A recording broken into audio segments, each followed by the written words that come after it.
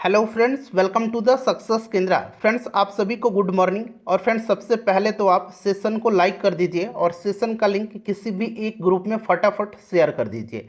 जैसे आप जानते हैं कि हम लोग बिहार पुलिस कांस्टेबल की जो भर्ती वर्ष 2023 में 21,391 पदों पर आई हुई है, उसके लिए हम लोग डेली एक सुपर प्रैक्टिस सेट को कवर करते हैं, जिसमें हम लोग केवल और केवल जो इम्पोर्टेंट प्रश्न है, वीवीआई क्वेश्चन है, महत्वपूर्ण प्रश्न है, उन्हीं को हम लोग डिस्कस करते हैं।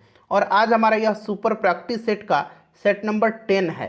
इससे पहले ऑलरेडी मैंने आपको सेट नंबर 1 से लेकर के 9 तक को पूरी डिटेल में कवर करा दिया था।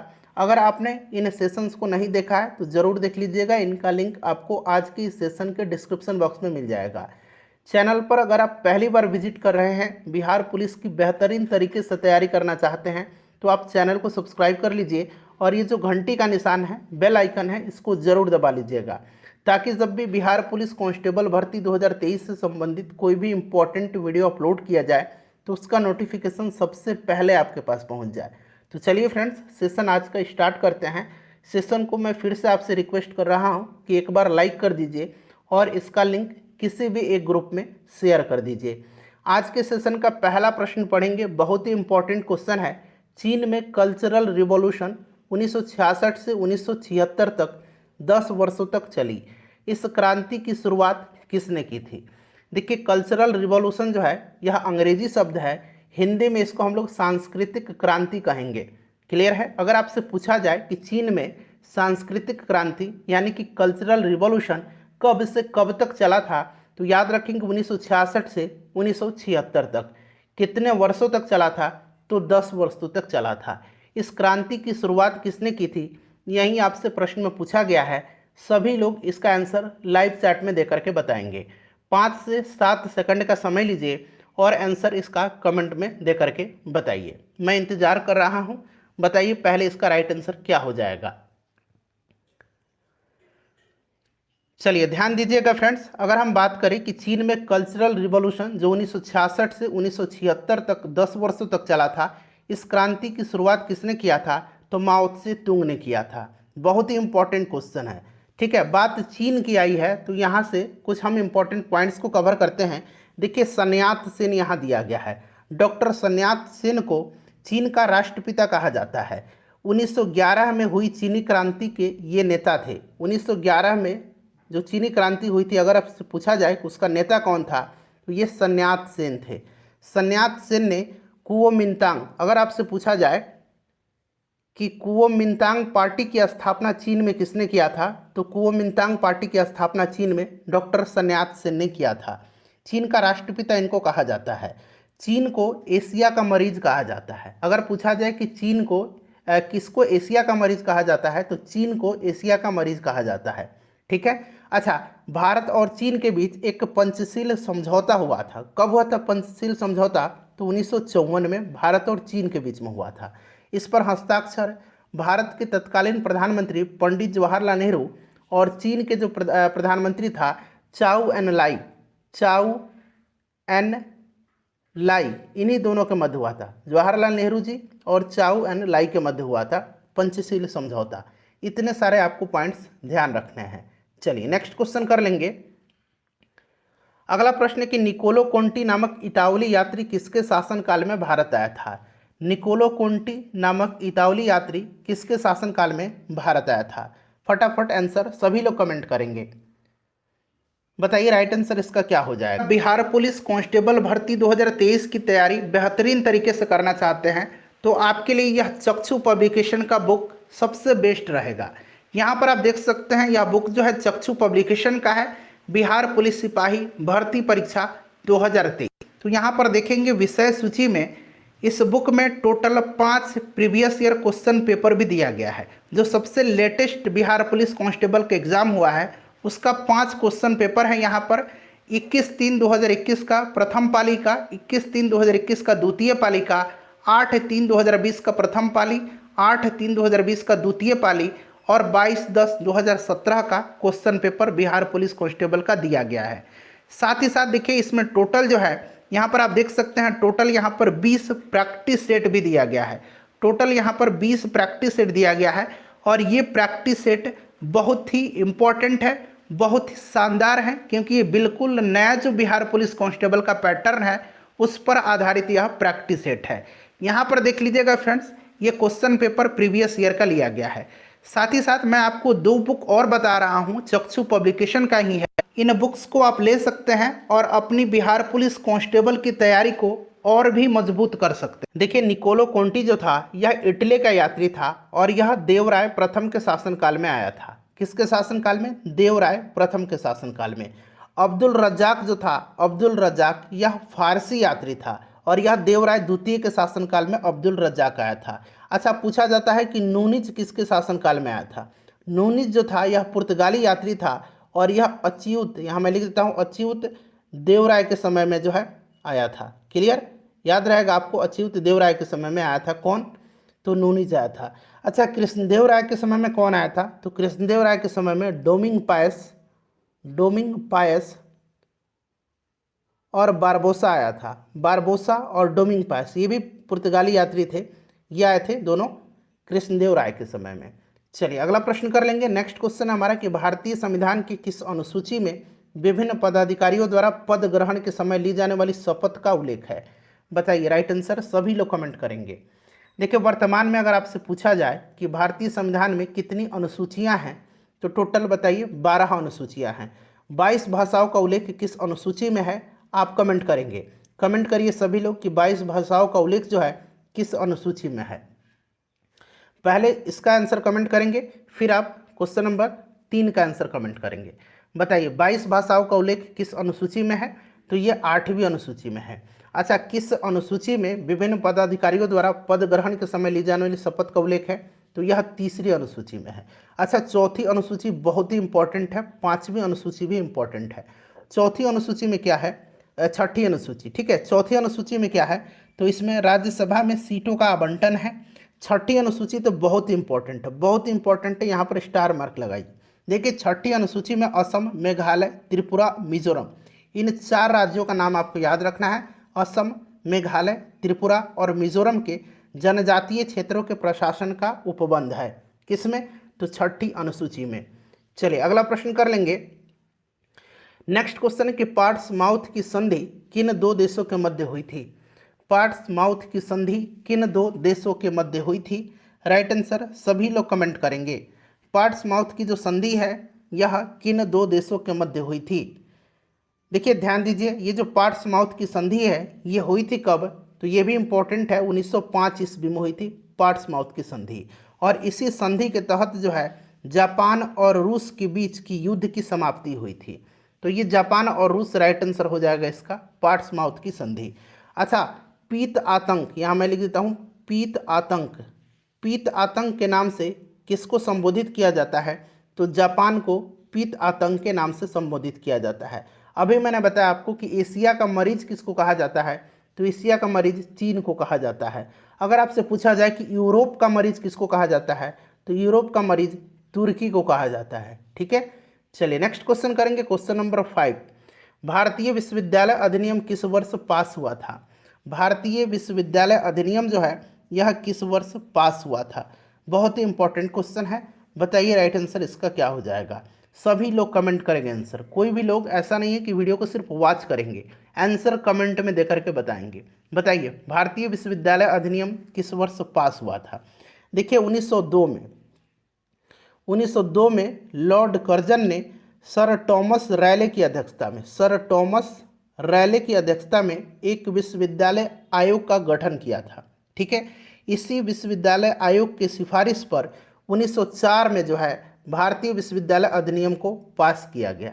क्लियर है, याद रहेगा किसके समय में अगर पूछेगा भारतीय विश्वविद्यालय अधिनियम पास हुआ तो लॉर्ड कर्जन के समय में। लॉर्ड कर्जन के द्वारा ही बंगाल का विभाजन किया गया था, ये भी आप ध्यान रखेंगे। चलिए अगला प्रश्न करेंगे, क्वेश्चन नंबर 6। क्वेश्चन नंबर 6 है कि जालियांवाला बाग हत्याकांड के समय भारत का वायसराय कौन था? अच्छा, जालियांवाला बाग हत्याकांड कब हुआ था? डेट सहित आप लिख करके बताइए, डेट सहित लिख करके बताइए कि जालियांवाला बाग हत्याकांड कब हुआ था। सभी लोग कमेंट करेंगे जालियांवाला बाग हत्याकांड कब हुआ था, डेट सहित लिख करके आंसर बताएंगे। बताइएगा जालियांवाला बाग हत्याकांड कब हुआ था। जालियांवाला बाग हत्याकांड जो है यह कब हुआ था? 13 अप्रैल 1919 को हुआ था। 13 अप्रैल 1919 को हुआ था। ठीक है, ध्यान रखेंगे। और उस समय वायसराय भारत का कौन था? तो उस समय जो था लॉर्ड चैम्सफोर्ड था। कौन था? लॉर्ड चैम्सफोर्ड था। लॉर्ड चैम्सफोर्ड के समय ही असहयोग आंदोलन हुआ था, इसे भी आप ध्यान रखेंगे। ठीक है, असहयोग आंदोलन स्टार्ट कब हुआ था? तो 1 अगस्त 1920 को। 1 अगस्त 1920 को। चलिए नेक्स्ट क्वेश्चन है। अगला प्रश्न कि संयुक्त राष्ट्र खाद्य एवं कृषि संगठन, अंग्रेजी में इसको कहेंगे FAO। ठीक है, FAO यानी कि फूड एंड एग्रीकल्चर ऑर्गेनाइजेशन। संयुक्त राष्ट्र खाद्य एवं कृषि संगठन का मुख्यालय कहाँ पर स्थित है? बताइए राइट आंसर इसका क्या होगा? आंसर कमेंट में देते चलेंगे। और फ्रेंड्स, आप लोग वीडियो को बिल्कुल भी लाइक नहीं करते हैं। इतने सारे लोग वीडियोस को देख रहे हैं लेकिन लाइक नहीं करते हैं। लाइक में कोई भी आपका पैसा नहीं लगता है। लाइक से क्या होता है, बिल्कुल फ्री है ये, और इससे मुझे मोटिवेशन मिलता है। प्लीज़ वीडियो को लाइक ज़रूर करें, और सेशन जब समाप्त हो जाए तो सेशन का लिंक किसी भी एक ग्रुप में शेयर कर दीजिए। आपसे मैं अनुरोध कर रहा हूँ। बताइए संयुक्त राष्ट्र खाद्य एवं कृषि संगठन का मुख्यालय कहाँ पर है? तो फ्रेंड्स ये इटली में है। इटली की राजधानी रोम में है। ठीक है फ्रेंड्स, इटली की राजधानी कहाँ पर है? तो रोम है, ये भी ध्यान रखेंगे। इसकी स्थापना कब हुई थी? तो इसकी स्थापना 1945 में हुई थी। ठीक है, चलिए अगला प्रश्न करेंगे। नेक्स्ट क्वेश्चन है कि भारतीय संविधान में न्यायपालिका की स्वतंत्रता किस देश से लिया गया है? न्यायपालिका की स्वतंत्रता भारतीय संविधान में किस देश से लिया गया है? बताइए राइट आंसर सभी लोग कमेंट करेंगे। चलिए, भारतीय संविधान में न्यायपालिका की स्वतंत्रता किस देश के संविधान से लिया गया है? तो फ्रेंड्स यह लिया गया है संयुक्त राज्य अमेरिका से। USA राइट आंसर हो जाएगा। अच्छा, USA से क्या क्या लिया गया है हमारे संविधान में? तो मौलिक अधिकार, न्यायिक पुनरावलोकन, संविधान की सर्वोच्चता, न्यायपालिका की स्वतंत्रता, निर्वाचित राष्ट्रपति एवं उस पर महाभियोग, उपराष्ट्रपति, उच्चतम एवं उच्च न्यायालयों के न्यायाधीशों की हटाने की विधि एवं वित्तीय आपातकाल। न्यायपालिका की स्वतंत्रता को कहाँ से लिया गया है? बताइए संयुक्त राज्य अमेरिका से। ठीक है, इतने सारे पॉइंट्स आपको ध्यान रखने हैं। चलिए अगला प्रश्न कर लेंगे कि निम्न में से किसे वन्य जीव संरक्षण पुरस्कार 2023 से सम्मानित किया गया है? किसे वन्य जीव संरक्षण पुरस्कार 2023 प्रदान किया गया है? बताइए राइट आंसर क्या हो जाएगा? बहुत ही इंपॉर्टेंट क्वेश्चन है, VVI क्वेश्चन है यह। ठीक है, बताइए राइट आंसर इसका क्या होगा? वन्य जीव संरक्षण पुरस्कार 2023 किसको दिया गया है? तो फ्रेंड्स यह दिया गया है किसको? आलिया मीर को।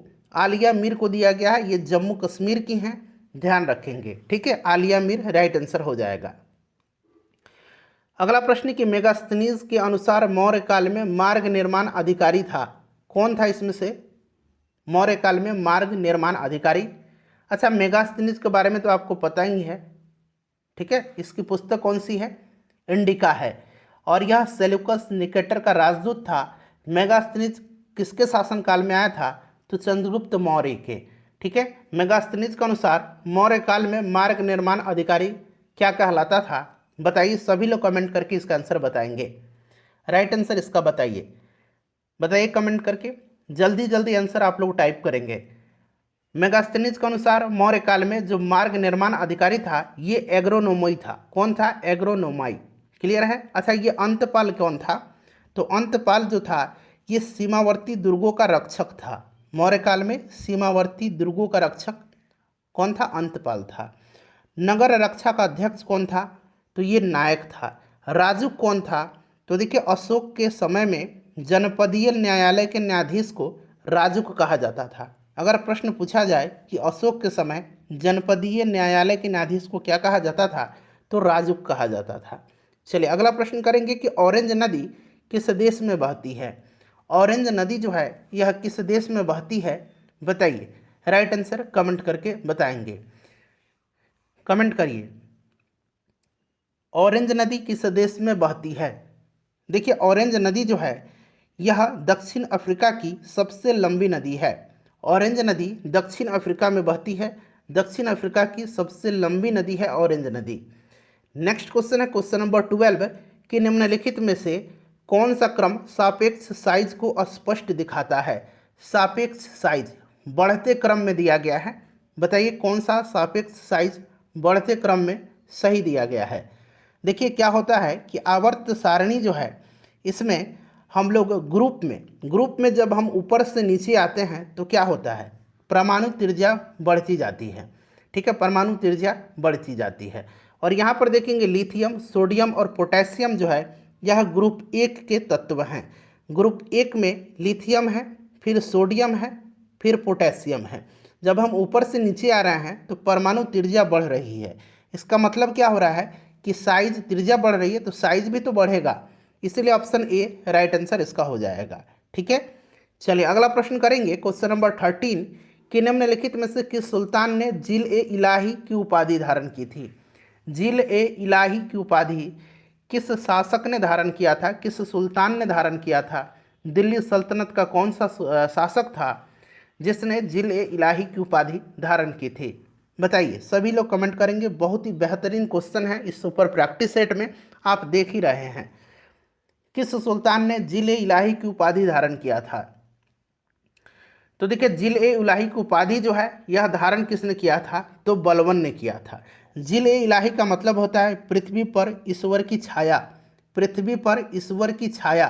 ठीक है, अच्छा, नियामत खुदाई की उपाधि भी बलबन ने ही धारण किया था। नियामत खुदाई, ये प्रश्न मैंने करा दिया था। नियामत खुदाई की उपाधि जो है ये भी बलबन ने ही धारण किया था। ठीक है, चलिए नेक्स्ट क्वेश्चन कर लेंगे। अगला प्रश्न है कि शुष्क वन अनुसंधान संस्थान कहाँ पर है। शुष्क वन अनुसंधान संस्थान जो है ये कहाँ पर है। चलिए राइट आंसर कमेंट करेंगे, राइट आंसर सभी लोग कमेंट करेंगे। शुष्क वन अनुसंधान संस्थान जो है कहाँ पर स्थित है। अच्छा, इससे पहले वाले वीडियो में मैंने आपको शायद करवाया था कि वर्षा वन अनुसंधान संस्थान कहाँ है। वर्षा वन अनुसंधान संस्थान कहाँ पर है, ये भी कमेंट करके बताइए, पता चले कि आप लोग कितने लोग जो हैं वीडियो को ध्यानपूर्वक देखते हैं। बताइए, वर्षा वन अनुसंधान संस्थान और शुष्क वन अनुसंधान संस्थान दोनों का आंसर लिखेंगे। ठीक है, वर्षा वन अनुसंधान संस्थान और शुष्क वन अनुसंधान संस्थान दोनों का आंसर कमेंट करिए। बताइए बताइए राइट आंसर इसका क्या हो जाएगा। थोड़ा देर मैं इंतजार कर रहा हूं ताकि आप लोग इत्मीनान से टाइप कर दें। बताइए वर्षा वन अनुसंधान संस्थान कहाँ पर है। देखिए वर्षा वन अनुसंधान संस्थान जो है ये जोरहाट असम में है। ठीक है, कहाँ पर है, जोरहाट में है। और यहाँ पर शुष्क वन पूछा गया है तो राजस्थान के जोधपुर में है। क्लियर। अच्छा, वन अनुसंधान संस्थान कहाँ पर है, केवल वन अनुसंधान संस्थान पूछेगा तो ये देहरादून में है। चलिए अगला प्रश्न है कि घरेलू हिंसा से महिला संरक्षण अधिनियम निम्नलिखित में से किस वर्ष पारित किया गया था। महिला संरक्षण अधिनियम किस वर्ष पारित किया गया था घरेलू हिंसा से महिलाओं को छुटकारा दिलाने के लिए। बताइए राइट आंसर इसका क्या हो जाएगा, राइट आंसर इसका क्या हो जाएगा, कमेंट करके बताइए इसका राइट आंसर क्या हो जाएगा, बताइए। तो देखिए महिला संरक्षण अधिनियम जो है यह 2005 में जो है यह पारित किया गया था। कब, 2005 में यह पारित किया गया था। अच्छा, यह लागू कब से किया गया, तो लागू यह 2006 से किया गया, 2006 से यह लागू किया गया। ठीक है, इसे भी आप ध्यान रखेंगे। चलिए अगला प्रश्न है हमारा कि विश्व के पहले नैनो यूरिया संयंत्र को किस राज्य में स्थापित किया गया है। विश्व का पहला है इसीलिए इम्पोर्टेंट है और खास करके यह भारत में स्थापित किया गया है। इस दृष्टिकोण से यह और भी महत्वपूर्ण बन जाता है। भारत में विश्व का पहला नैनो यूरिया संयंत्र किस राज्य में स्थापित किया गया है, बताएंगे। सभी लोग आंसर कमेंट करेंगे भाई, राइट आंसर इसका क्या हो जाएगा। तो देखिए फ्रेंड्स यह जो है यह गुजरात में स्थापित किया गया है। गुजरात के गांधीनगर जिले के कलोल में, गांधीनगर जिले के अगर जगह का नाम पूछेगा तो कलोल में, गुजरात राइट आंसर हो जाएगा। अगला प्रश्न हमारा कि डेट्रायट नामक नगर किसके लिए प्रसिद्ध है। डेट्रायट जो है यह किसके लिए प्रसिद्ध है, बताइए राइट आंसर क्या हो जाएगा। डेट्रायट किसके लिए प्रसिद्ध है। डेट्रायट जो है यह कहाँ पर है, अमेरिका में है। डेट्रायट अमेरिका में है और यह मोटर वाहन उद्योग के लिए प्रसिद्ध है, यानी कि ऑटोमोबाइल उद्योग के लिए यह फेमस है। ठीक है, चलिए नेक्स्ट क्वेश्चन कर लेंगे कि लैंड ऑफ थंडरबोल्ट के नाम से किस देश को जाना जाता है। लैंड ऑफ थंडरबोल्ट के नाम से किस देश को जाना जाता है, बताइए राइट आंसर इसका क्या हो जाएगा।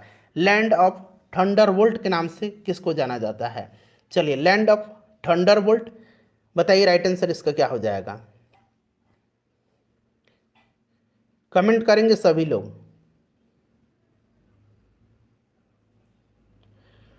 लैंड ऑफ थंडरबोल्ट के नाम से भूटान को जाना जाता है, ठीक है। लैंड ऑफ वाइट एलिफेंट के नाम से जाना जाता है थाईलैंड को। लैंड ऑफ वाइट एलिफेंट पूछेगा तो यहाँ थाईलैंड को जाना जाता है। लैंड ऑफ गोल्डन पैगोडा के नाम से किसको जाना जाता है? लैंड ऑफ गोल्डन पैगोडा, ठीक है, pagoda. Land of golden pagoda के नाम से किस देश को जाना जाता है? तो ये जाना जाता है म्यांमार को। Clear. Land of Thunderbolt Japan, land of white elephants Thailand, land of golden pagoda Myanmar. चलिए नेक्स्ट क्वेश्चन है हमारा क्वेश्चन नंबर 19 कि the blue book A writers general पुस्तक किसके द्वारा लिखी गई है? The blue book A writers general पुस्तक के लेखक कौन हैं? सभी लोग आंसर कमेंट करेंगे। और फ्रेंड्स जब सेशन समाप्त होगा तो आप लोग सेशन से बाहर निकलिएगा, यानी कि वीडियो को कट कर दीजिएगा और फिर से वीडियो को ओपन करके और अपना स्कोर जो है आप लोग कमेंट बॉक्स में लिखिएगा। कमेंट बॉक्स में लिखने पर यह हमेशा दिखाई देगा कि किसने कितना स्कोर किया है। चलिए the blue book A writers general पुस्तक किसके द्वारा लिखी गई है? तो यह पुस्तक लिखा गया है अमिताभ कुमार ने। अमिताभ कुमार ध्यान रखेंगे। चलिए अगला प्रश्न है कि कोशिका में राइबोसोम की अनुपस्थिति में कौन सा कार्य संपादित नहीं होगा? कोशिका में अगर राइबोसोम अनुपस्थित हो जाए तो कौन सा कार्य जो है यह संपादित नहीं होगा? राइट आंसर बताइए क्या होगा इसका। देखिए कोशिका में राइबोसोम की अनुपस्थिति में प्रोटीन संश्लेषण जो है यह नहीं होगा। राइबोसोम को कोशिका की प्रोटीन की फैक्ट्री कहा जाता है। अगर इस बात को आप याद रखे हैं तो आप आसानी से इसका आंसर दे पाएंगे। माइटोकॉन्ड्रिया को पावर हाउस कहा जाता है और आत्महत्या की थैली लाइजोसोम को कहा जाता है। लाइजोसोम को कहा जाता है, ठीक है। चलिए नेक्स्ट क्वेश्चन कर लेंगे। अगला प्रश्न है कि बिहार में वह जिला जहां वर्ष 2001 से 2011 की अवधि में, यानी कि 2001 से 2011 10 वर्ष हुआ, इसको हम लोग दशक कहते हैं। तो दशकीय जनसंख्या वृद्धि दर अंकित कहाँ पर की गई है? सबसे ज़्यादा सर्वाधिक दशकीय जनसंख्या वृद्धि दर वाला बिहार का कौन सा जिला है जनगणना 2011 के अनुसार? सभी लोग आंसर कमेंट करेंगे। करेक्ट आंसर इसका क्या हो जाएगा?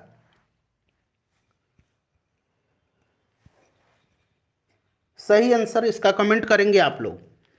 कई बार मैंने डिस्कशन के दौरान बताया भी है। राइट आंसर इसका क्या हो जाएगा? तो देखिए फ्रेंड्स, जहां पर सबसे ज़्यादा दशकीय जनसंख्या वृद्धि हुई है वह बिहार का जो जिला है कौन सा है?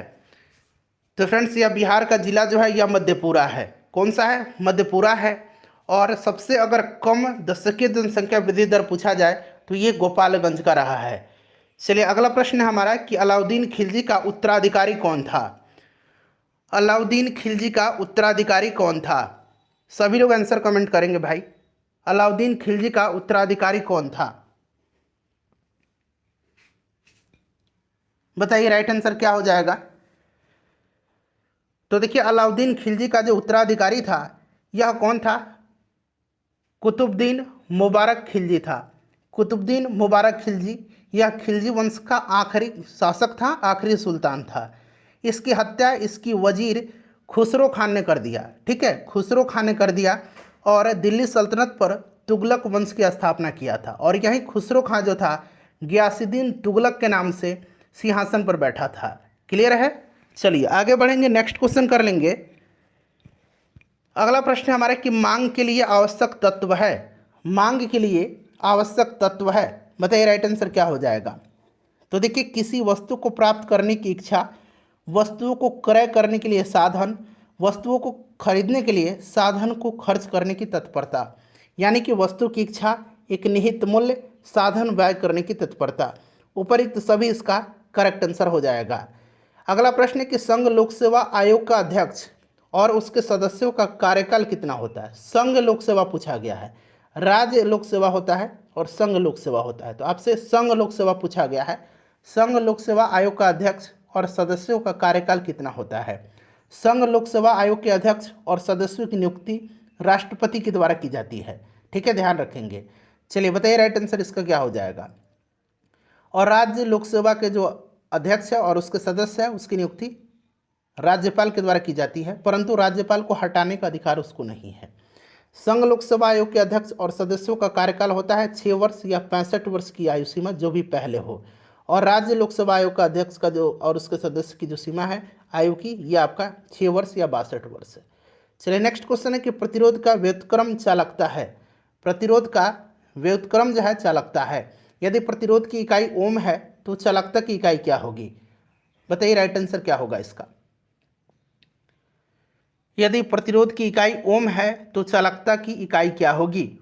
बहुत ही सिंपल सा क्वेश्चन है, थोड़ा सा दिमाग लगाना है आपको और इसका आंसर टाइप कर देना है। तो देखिए अगर इसका यूनिट ओम है प्रतिरोध का, तो प्रतिरोध का क्या है, ये व्युत्क्रम है ना चालकता, तो ओम इनवर्स हो जाएगा, सीधी सी बात है, या 1/ओम कहिए, ओम इनवर्स हो जाएगा या 1/ओम कहिए, और इसको हम लोग कहते हैं ओम इनवर्स को मोह। ठीक है, तो 1/ओम इसका राइट आंसर हो जाएगा, या मोह दो ये भी सही है, या ओम इनवर्स दो ये भी सही है।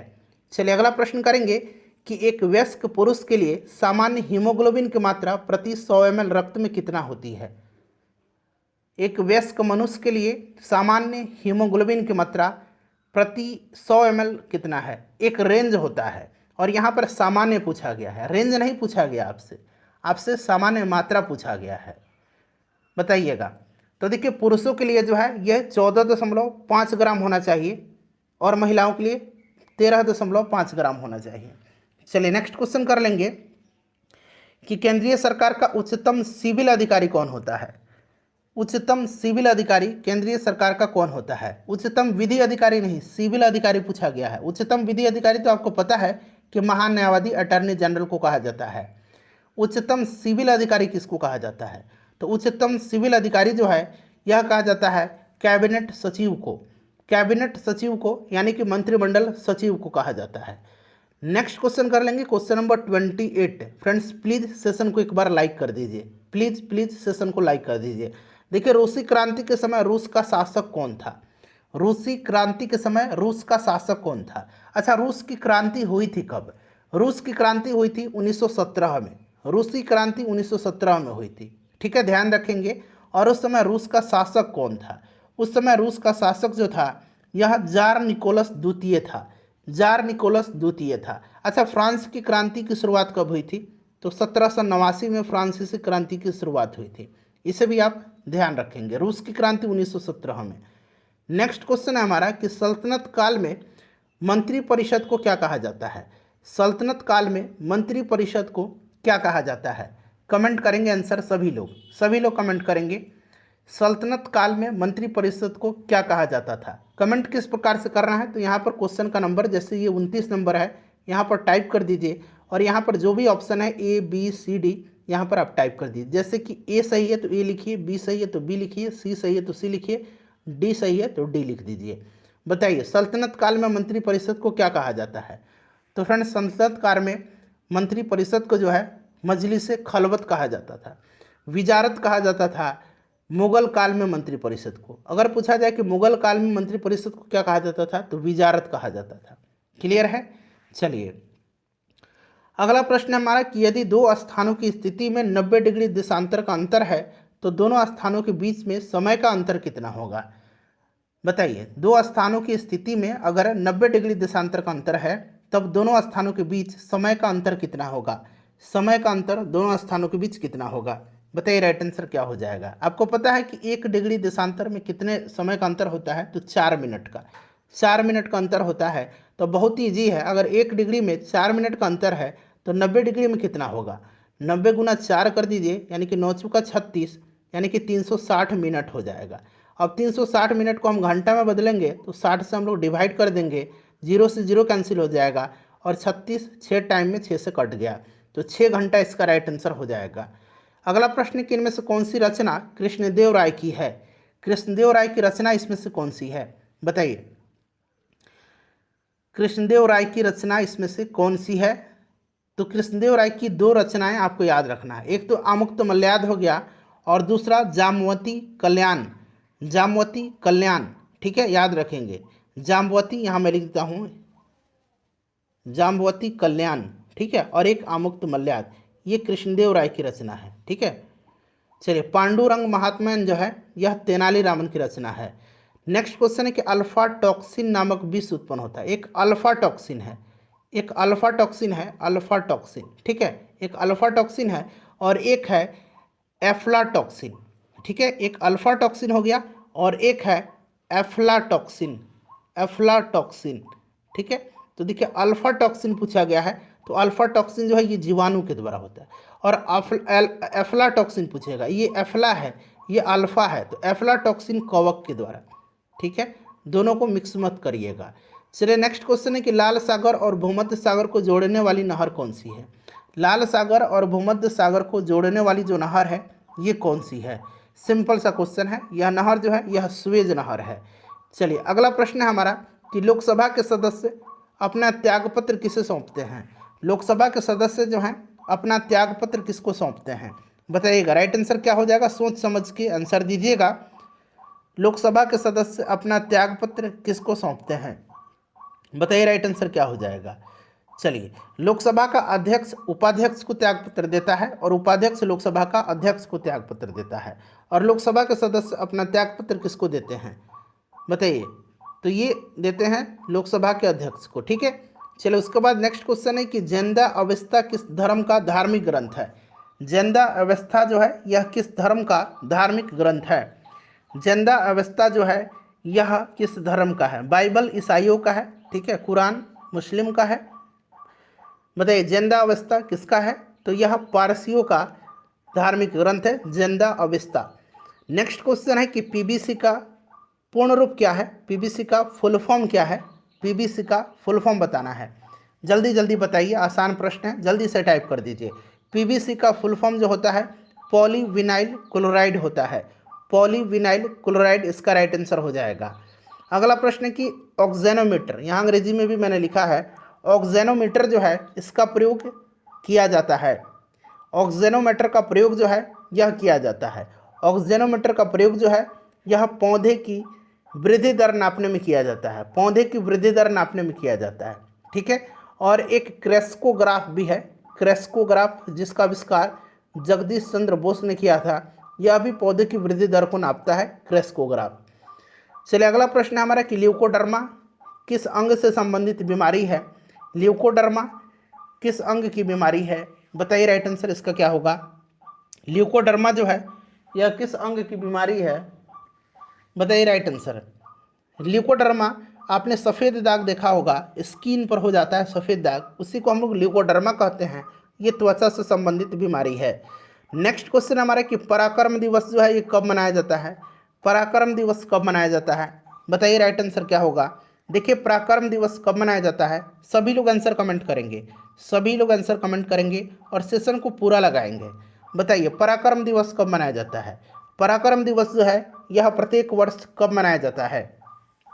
देखिए पराक्रम दिवस जो है यह प्रत्येक वर्ष 23 जनवरी के दिन मनाया जाता है, सुभाष चंद्र बोस की जयंती पर। ठीक है, चलिए नेक्स्ट क्वेश्चन हमारा है कि फाइकोलॉजी किसका अध्ययन है। फाइकोलॉजी किसका अध्ययन है, एक फाइकोलॉजी है और एक माइकोलॉजी है, एक फाइकोलॉजी है और एक माइकोलॉजी है।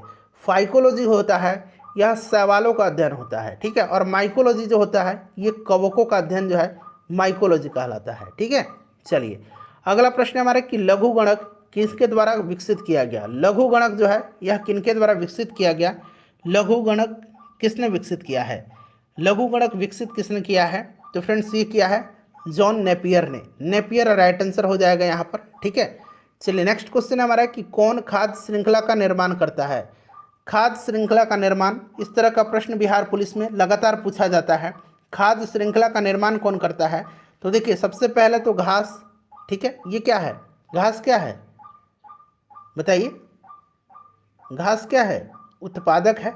ठीक है, उसके बाद घास को हिरन खाया और हिरन को शेर खा गया, तो ये वाला जो क्रम है ना ये सही एक खाद्य श्रृंखला का निर्माण कर रहा है। उसके बाद देखिए वनस्पति घी बनाने में प्रयुक्त किया जाता है किस प्रोसेस का, वनस्पति तेल से वनस्पति घी बनाने की जो विधि है ये हाइड्रोजनीकरण है, हाइड्रोजनीकरण है। और इस हाइड्रोजनीकरण में जो है निकेल उत्प्रेरक का इस्तेमाल किया जाता है, किसका, निकेल उत्प्रेरक का इस्तेमाल किया जाता है।